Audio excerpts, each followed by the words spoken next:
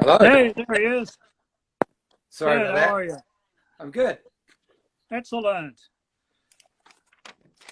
Well, we'll get started. Welcome to everybody, all the Lord of the Rings and Hobbit fans around the world that are watching this on Instagram. I'm Christopher Fenoglio, one of the contributing writers at theblogoftherings.com, which is the website and blog affiliated with this Instagram account. And we're so happy to welcome Jed Brophy with us here today for a short conversation. Hey, Jed. How you doing? Hey, doing great. It's 5 o'clock in the afternoon and Saturday. Where is it right now in New Zealand? It's 10 a.m. on Sunday here. 10. Oh, excellent. Now, before we get started, I want to let everyone know that we're going to do a little fundraising for a nice charity in New Zealand, the Mental Health Foundation. So, Jed, can you tell folks why that's such an important charity for you?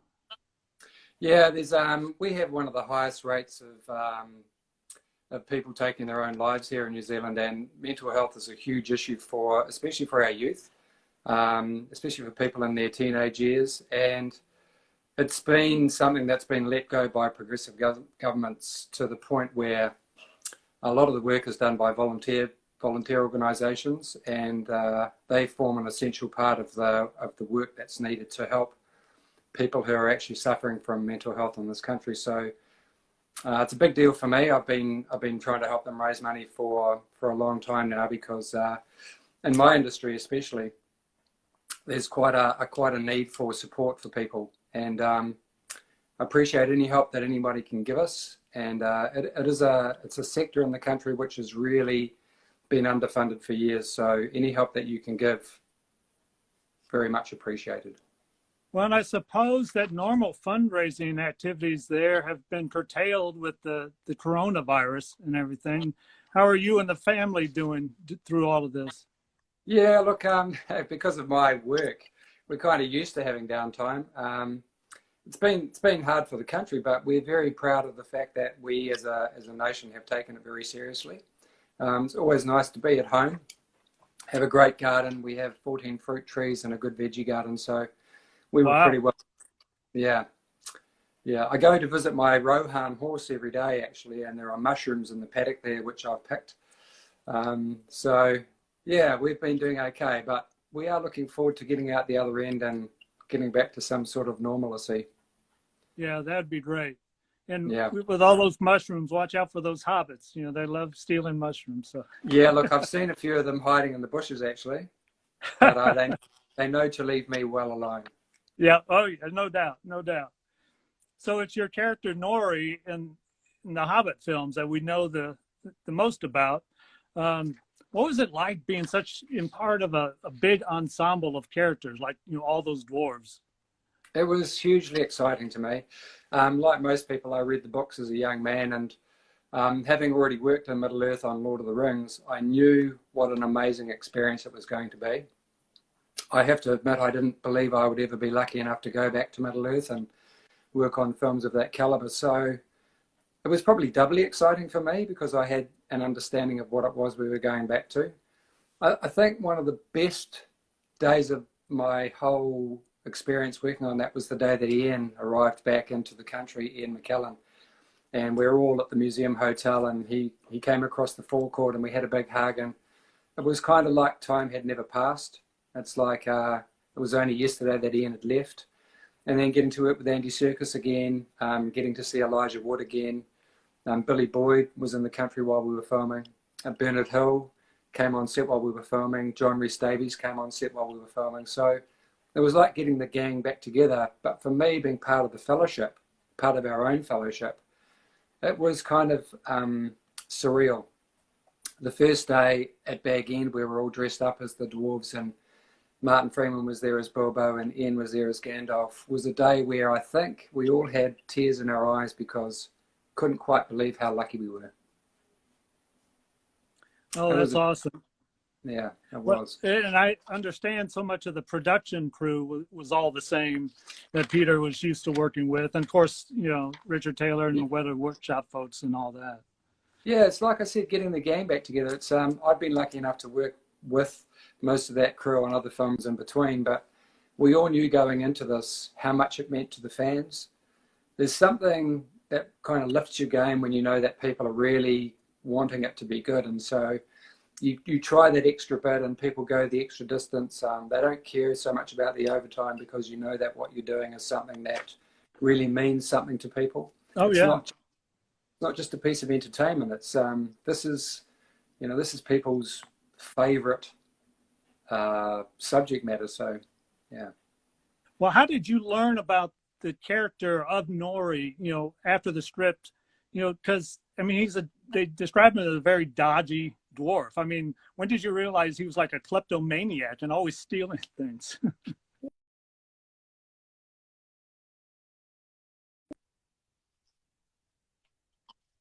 We were introduced to some designs for what they were going to look like, what their costumes would look like, maybe what their weapon would be like. And Peter and Fran and Philippa gave us a very detailed breakdown of our family groups and what the dynamic within those groups was. And yeah, Peter said, Nori will steal from anyone. He's probably met wargs, he's probably met trolls, he's probably traded with elves, but he's been thrown out of his own family and out of his dwarf community for stealing from his own brethren. So it gave me a great latitude for how I would present myself on set. And I would always look for things I might be able to steal during a scene. And as a joke, Peter said, if I can get away with stealing it on camera, I can keep it. So I made that job to see if I could actually steal stuff on camera. The props department would be offset and they would literally pat me down in between scenes to make sure I hadn't taken too much. I got some cool stuff, I have to say. That's awesome. So, back in Bilbo's house, and, so here's a question just for the Nori, okay? Answer is Nori. You're in Bilbo's house and you hear that Bilbo is more like a grocer than a burglar. And so perhaps you guys are, all the dwarves are a little worried that, it's going to work out. So a few days later, you're all on horseback and you're riding east, and you happen to be riding right next to Bilbo. What is some advice you might have, Nori might have given to Bilbo, to be a better burglar? Always look for shadows. Try and be in the shadows, all right? It's always good to be in the darkness. Be bold. If people see you, pretend that you've always been there, that you've got a job you're supposed to be doing. Always look for a back door. Whenever you go into a place, make sure you know where the exit is. And be quiet. Try and be very, very quiet. Practice. Practice being sneaky. It doesn't come just like that. You have to practice, mate. Practice makes perfect. Will do. Fortunately for Bilbo, hobbits were very quiet. So that yeah, I don't really think he knew that he was a good burglar, Bilbo. I don't think he knew until he actually started doing it. Yeah. Mind you, I think Nori knows that maybe Bilbo has something he's not telling us. Maybe a secret something that's helping him being a burglar. Could be. Yeah. Now, we really enjoy the films, and I enjoyed, researching your roles because you've been so many different kinds of characters in Middle-earth. You're a rider of Rohan, you're a high elf of Rivendell, you were 3 different kinds of orcs. And you were a Nazgul. So, if they had just given you a motion capture suit and you had become a troll, you could have had the complete set. Weirdly, I actually did all of the previs work playing one of the trolls with Mark Hadlow, with Peter Hambleton, and can't remember who the other one, I think Paul Yates. So we were actually working, playing all the dwarves, playing the trolls, and I played Gollum and Schmeagol in those previs. So I've actually had a turn at playing one of the trolls anyway, in a mocap suit, funnily enough. I've been lucky enough to play. I played Bilbo for the testing of the 3D cameras as well. So I've pretty much played quite a lot of, apart from wizards, I played a lot of the characters from those Middle-earth films. I've been very lucky. Now, many of your characters are seen on horseback, or one of the orcs was on, riding a warg. Do you have a lot of experience? I read that you were you told me you were a trainer of. Did you train riders? You train horses, or both? Or? Yeah, I grew up on a farm, and my dad was the local. If people had horses they couldn't ride, we would get them, and then I would get them to be rideable. And he did the same thing as a young man. So grew up on a sheep and cattle farm, and horses were not only our transport but also our working animals. And when it came to Lord of the Rings, I heard that they were going down to do the Black Rider sequence in the South Island, and I said to them, I ride really well, and I'd helped doing the auditions for when they cast the first 20 people to be the trainer riders. So there were 20 of us full-time riders who trained all 92 of the horses that we had for the actors, plus the 14 black horses that we used for the 9 riders, and all of the Rohan horses we used for the close-up fighting. And I actually bought one of the horses whose name is Seb, who was used for all of that close-up fighting, for the big gallops we did, galloping towards Gondor and towards Osgiliath. He was at the Battle of Helm's Deep, both riding into Helm's Deep and riding out of Helm's Deep. Wow. In Fancorn Forest. So he's a Lord of the Rings veteran himself. Yeah, so that was my full-time job, and then I'd go away and do my little acting parts. But for nearly 3 years, I was one of the full-time writers of the department. Oh, that's excellent. It was amazing. Yeah. It was. There's that beautiful scene in the Two Towers where we first meet Shadowfax. Yeah. How did they shoot that? How did they shoot that scene? Because he gallops up the hill, makes this nice wide bend, and then he stops right at Gandalf. I mean, was there a trainer behind him, or? Yeah, there was. There's a guy called Don Reynolds, whose brother is also an animal trainer. His brother trained all the animals in Gladiator. And Don at the time was the foremost, what we call liberty trainer of horses in Hollywood. And he trained all of those white Andalusian stallions that we had to be Shadowfax. There were actually 3 Shadowfaxes. There was one that did that shot. There was the one, I think Blanco was the one that Basil, who doubled for Ian McKellen's riding double, rode for all the big galloping.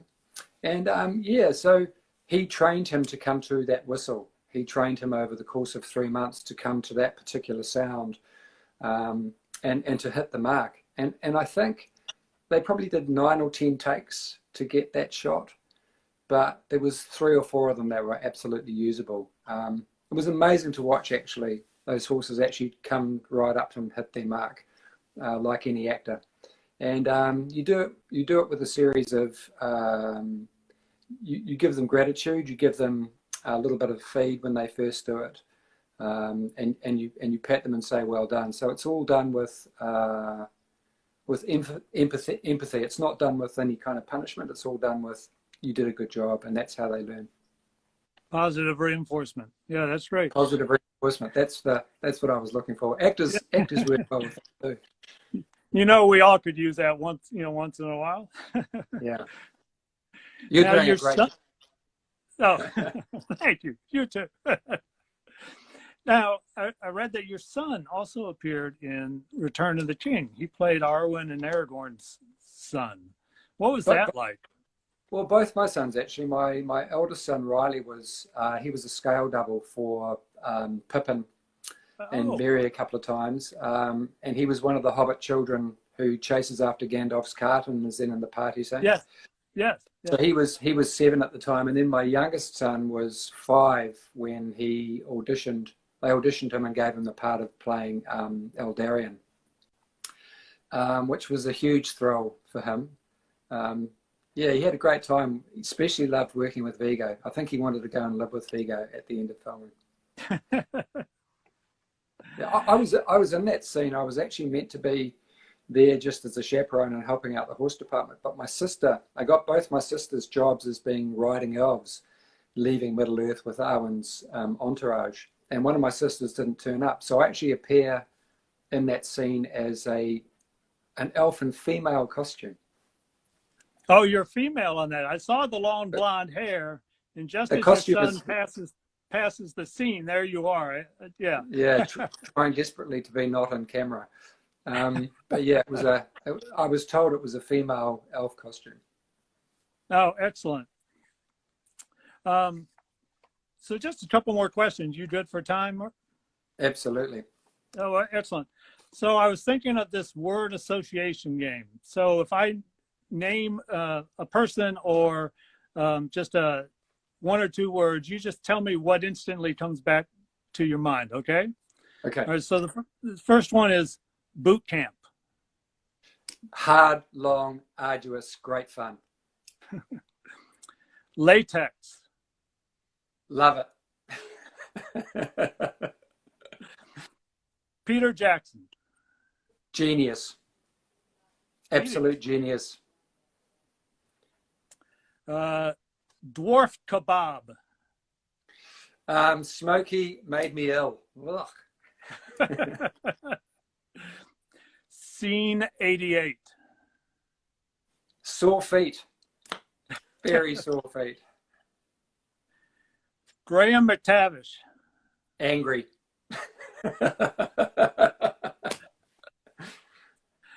One of your brothers, Adam Brown. Cute. Lovely. Your other brother, Mark Hadlow. Fussy.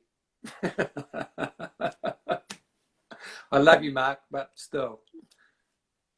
Well, and speaking of Mark, you did a film with him, right? Recently, Blue Moon. Which, yeah, we shot. We were working on a film which didn't get funding, and Mark made a joke that we should just make a film we could shoot on an iPhone. So, a guy called Steph Harris, who's a friend of his, who's a policeman, wrote a great little crime drama, which we shot. We shot an 85-minute film in 30 hours on an iPhone 7. With the same lenses and the same gimbal that Soderbergh had just used for shooting Unsane with Claire Foy. And we were lucky enough that the Filmic Pro people who make the app for the phone were in New Zealand, so we were able to talk to them about how that all worked. And yeah, Mark and I learned it like a play. We had 5 nights, 6 hours a night, so exactly 30 hours, and we managed to shoot a film which has just been showing on YouTube. It's got until midnight Australian time to keep showing on YouTube, and you can see the link on my Instagram or also on my Twitter feed. And yeah, it's a film we're really proud of. It's done very well. Played in 29 festivals. It's won 9 awards, and it was meant to be at Cannes this year, which of course isn't happening. So catch it if you can.